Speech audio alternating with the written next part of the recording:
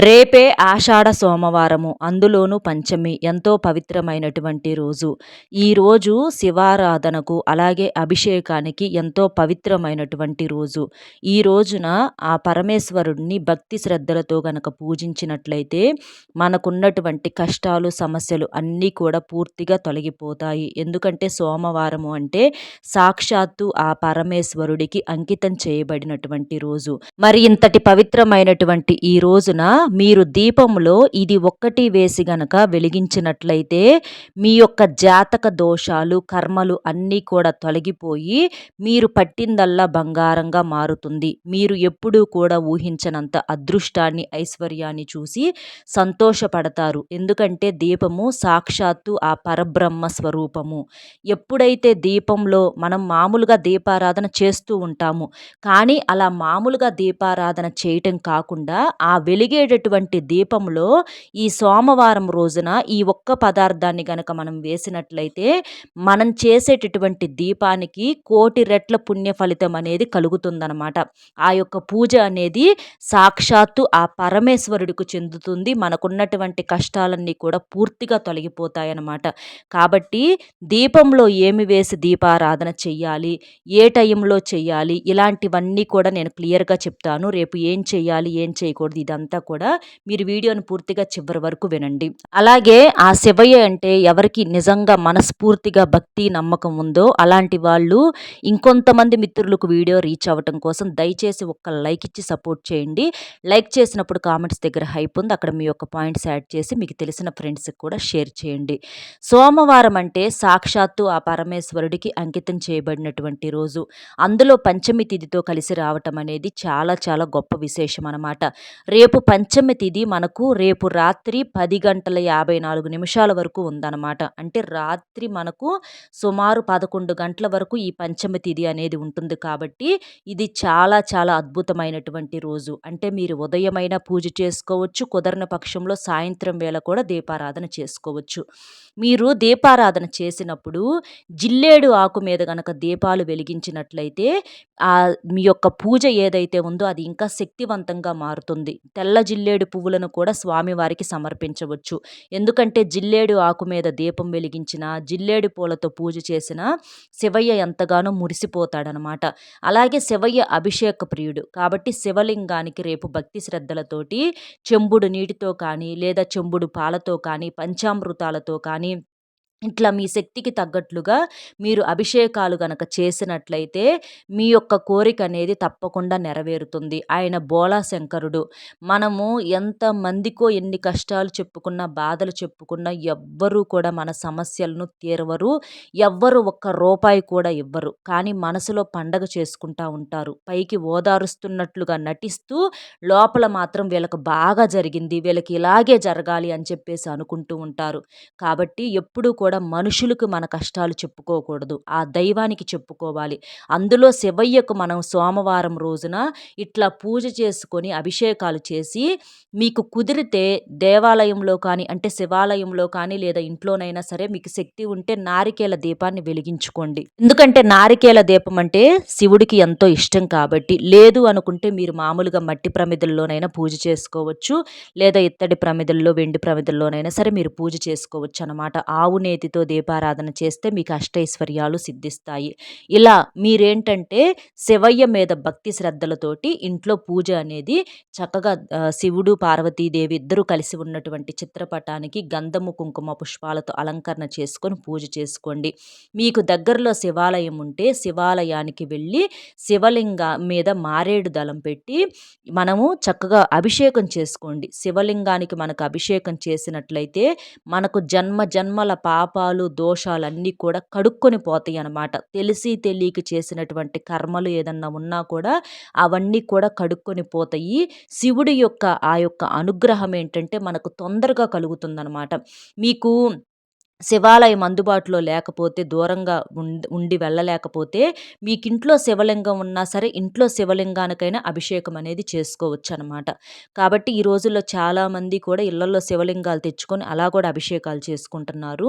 అయితే ఆ శివాభిషేకం చేయటానికి ఆ శివలింగం అనేది మన బొటన వ్రేలు కన్నా కూడా చిన్నదిగా ఉండాలనమాట. పెద్ద పెద్ద శివలింగాలు తెచ్చుకొని ఇంట్లో పెట్టుకొని అభిషేకాలనేవి చేయకూడదు. అది మీరు గమనించి చిన్న శివలింగాన్ని అంటే మన బొటన వ్రేలు కన్నా కూడా చిన్న శివలింగాన్ని తెచ్చుకొని చక్కగా మీరు ఇంట్లోనే అభిషేకాలు చేసుకొని పూజలు చేసుకోవచ్చనమాట. అలా చేసుకున్నా కూడా ఆ దైవానుగ్రహం, ఆ శివానుగ్రహం అనేది మనకు కలుగుతుంది. మన యొక్క సమస్యలన్నీ కూడా పూర్తిగా తొలగిపోతాయి. చక్కగా ఉదయాన్నే లేచి ఇంటిని వాకిలినంతా కూడా శుద్ధి చేసుకొని గుమ్మానికి బయట కూడా నీటితో శుభ్రంగా కడిగి బియ్యపు పిండితో కానీ లేదా ముగ్గు పిండితో కానీ ముగ్గులు వేసుకొని పసుపు కుంకుమలు చల్లుకొని గడపలకు పసుపు రాసుకొని కుంకుమ బొట్లు పెట్టుకొని ఇల్లంతా కూడా శుభ్రంగా ఉప్పు నీటితో తుడిచేసి అలాగే ఇల్లంతా పసుపు నీటిని చల్లుకొని ఇంట్లో ధూపం వేసుకోండి. ఇలా వేసుకోవటం వలన ఇంట్లో ఉన్నటువంటి నెగిటివ్ ఎనర్జీ అంతా కూడా పూర్తిగా తొలగిపోతుంది. ప్రతి ఒక్కరూ కూడా ఏమీ తినకుండా ఉదయాన్నే తలస్నానం కూడా చేయండి. సోమవారం రోజున ఏంటంటే తిన్నాక తలస్నానం చేయకూడదంటారు. కాబట్టి తినకుండానే తలస్నానం అనేది చేసుకోండి. మీకు కుదిరితే ఉదయం 11 గంటల లోపు పూజ చేసుకోండి. చాలామందికి కుదరదు. ఎందుకంటే సోమవారము బిజీగా ఉద్యోగాలకు, వ్యాపారాలకు వెళ్ళిపోతారు ఉంటారు. అలాంటి వాళ్ళు మీరు కంగారు పడాల్సిన పనేమీ లేదు. మీరు సాయంత్రం వేళ కూడా పూజ అనేది చేసుకోవచ్చు అనమాట.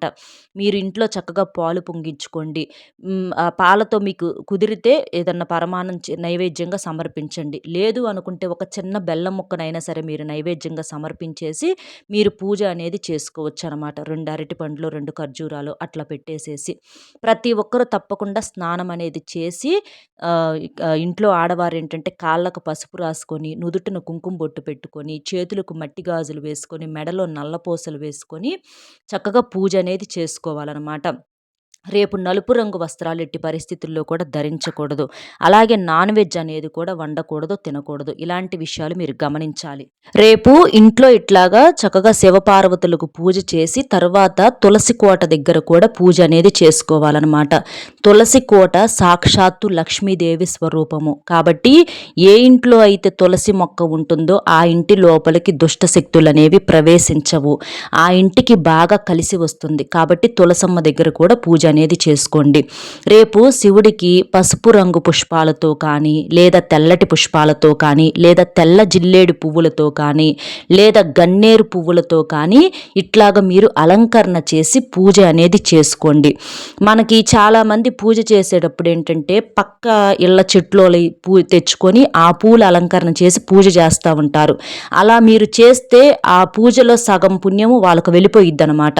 అంటే మీరు ఇంట్లో సొంతంగా మొక్కలు పెంచుకొని అలా పూలతో మీరు సొంతంగా పెంచిన పూలతో అలంకరణ చేసి పూజ చేసుకుంటే పూర్తి పుణ్యం 100కు 100% మీకే దక్కిద్ది. లేదు అనుకుంటే కొనుక్కొచ్చుకోండి. అంతేకాని పక్కన చెట్ల పూలందరి కూడా కోసుకొచ్చి చాలామందిని చూడండి, ఆ ఇంట్లో కొంచెం, ఈ ఇంట్లో కొంచెం, ఆ పక్కింట్లో, ఆ ఇరుగింట్లో, ఆ ఇంట్లో, ఆ పొరుగింట్లో మొత్తం బోలెడన్ని పూలు తెచ్చి పూజ చేస్తూ ఉంటారు.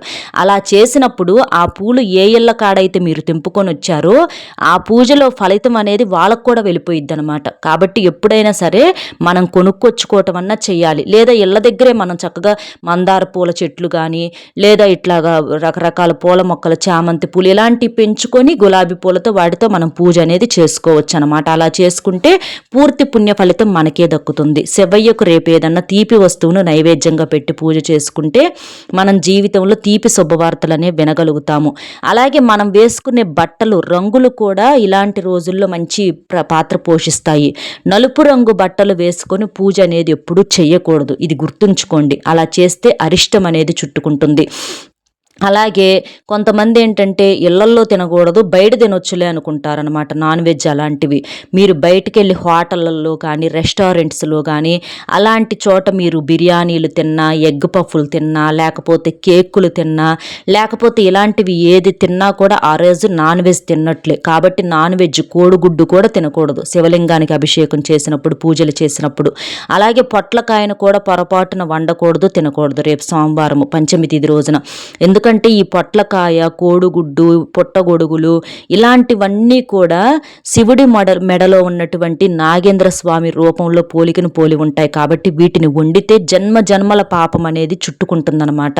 ఇంకా రేపు చక్కగా తెలుపు రంగు వస్త్రాలు, పట్టు వస్త్రాలు కానీ లేదా ఏదన్నా తెలుపు రంగు చీరకు గోల్డ్ కలర్ అంచున్నటువంటి చీరలు కానివ్వండి, లేకపోతే పసుపు రంగులో ఉన్నటువంటి వస్త్రాలు కానివ్వండి, లేదా ఆరెంజ్ కలర్లో ఉన్నటువంటి వస్త్రాలు కానివ్వండి, ఇలాంటివి మీరు వేసుకొని పూజ చేస్తే మీ యొక్క పూజకు మంచి పుణ్య ఫలితం అనేది కలిసి వచ్చిద్దనమాట. తెల్లటి చీరలు కట్టుకున్నప్పుడు ఆడవాళ్ళు దేవతల్లాగా ఉంటారు. వారి మనసు అనేది ఎంత అందంగా ఉంటుందో పైకి మనిషి కూడా అంతే అందంగా ఉంటారు. అలా వేసి చక్కగా పూజ చేస్తే మీ యొక్క భర్త సంపాదన ఆయుష్ అనేది పెరిగి మీకు మీ ఇంటికి బాగా కలిసి వస్తుందన్నమాట. అలా చేసేటటువంటి పూజను అంటే మనం మనసును ఎప్పుడూ కూడా ప్రశాంతంగా ఉంచుకోవాలి. పూజను ఎంత గొప్పగా చేశామా, ఎంత ఆర్భాటంగా చేశామా అనేది ముఖ్యం కాదు. ఎంత భక్తి శ్రద్ధలతో చేశామా, మనసును ఎంత నిష్టతో ఉంచుకొని చేశామా అనేది ముఖ్యము. అలాగే రేపు గడపలకు కూడా పసుపు రాసి కుంకుమ బొట్లు పెట్టేసేసి గుమ్మానికి కూడా కుదిరితే బంతిపూల తోరణాలు కానీ మామిడి తోరణాలు కానీ కట్టుకోండి. గోమాతలో మనకు ముక్కోటి దేవతలు కొలువై ఉంటారు కాబట్టి గోవును తాకినా కూడా మనకున్నటువంటి దోషాలన్నీ కూడా తొలగిపోతాయి. కానీ గోవుకు ఆహారంగా అరటి పండును కానీ ఏదైనా తినే ఆహార పదార్థాలు మీరు తినిపించినప్పుడు దాని కడుపు నింపినప్పుడు మనకు 33 కోట్ల దేవతల ఆశీర్వాదం నిజంగానే కలుగుతుంది. రేపు అలాగే తులసి చెట్టుకు పాలను సమర్పించండి. కొంచెం ఒక చిన్న గ్లాస్తో పాలు తీసుకొని అందులో కొంచెం నీటిని కలిపేసేసి పాలను సమర్పిస్తే తులసి చెట్టు గుబురుగా పెరుగుతుంది. మనకు అదృష్టం కూడా అలాగే పెరుగుతుందన్నమాట. అలాగా మనం కూడా జీవితంలో ఎప్పుడూ చూడనంత ధనాన్ని, అదృష్టాన్ని, ఐశ్వర్యాన్ని చూసి సంతోషపడగలుగుతాము. ఒక సొంతింటి కళ నెరవేరటము, ఆ కళ నిజం అవటము, ఒక బైక్ కొనుక్కోగలగటం, ఒక కారు కొనుక్కోగలగటము, మనకున్న అప్పుల సమస్యల నుంచి బయటపడటం, ఇలాంటివన్నీ కలుగుతాయి. దైవానుగ్రహం అనేది మన మీద పడటం చాలా గొప్ప అదృష్టం అండి. కాబట్టి ఆ దేవుడు అనుగ్రహం అనేది మన మీద పడేలాగా మనం ఎప్పుడు కూడా చేసుకోవాలి. అలా చెయ్యాలంటే ఆ దైవానికి మనం ఎప్పుడు కూడా దగ్గరగా ఉండాలి. చాలామంది అనుకుంటారు మనసులో అనుకుంటే సరిపోయిద్దిగా దేవుడికి పూజలే చెయ్యాలని చెప్పేసి. అది చాలా పొరపాటు. ఖచ్చితంగా దైవానికి పూజలు చెయ్యాలి. అలాగే రేపు చేసే దాన ధర్మాలకు కూడా చాలా విశిష్టత అనేది ఉంటుంది. రేపు శివాలయంలో పంతులు గారు ఉంటే ఆయనకి 1 కేజీ నువ్వులు ఇవ్వండి. అలా నువ్వులు దానం చేయటం వలన మీ జాతకంలో శని దోషాలన్నీ తొలగిపోయి మీకు బాగా కలిసి వస్తుందన్నమాట. రేపు ఇందాక చెప్పాను కదండి, ఆవు నేతితో దీపారాధన చేయండి కుదిరితే. లేదు అనుకుంటే నువ్వుల నూనెతోనైనా సరే దీపారాధన చేసుకోవచ్చు. ఇప్పుడు దీపంలో ఏమి వేసుకొని చెయ్యాలి, చేస్తే మంచిది అనేది ఇక్కడ నేను క్లియర్గా చెప్తాను, జాగ్రత్తగా వినండి. ముందుగా తెల్ల జిల్లేడు చెట్టు యొక్క ఆకు మీద మీరు దీపాలు వెలిగించే ప్రయత్నం అనేది చెయ్యండి. అలా చేస్తే ఇంకా మీకు బాగా కలిసి వస్తుంది. పూజలో కూడా తెల్ల జిల్లేడు పూలను సమర్పించండి కుదిరితే. అలాగే ఇక దీపం వెలిగించినప్పుడు మనం దీపంలో ఈ వస్తువు వేయాలన్నమాట. రేపు సోమవారం పంచమి తిథి రోజున ఈ వస్తువు వేయాలి.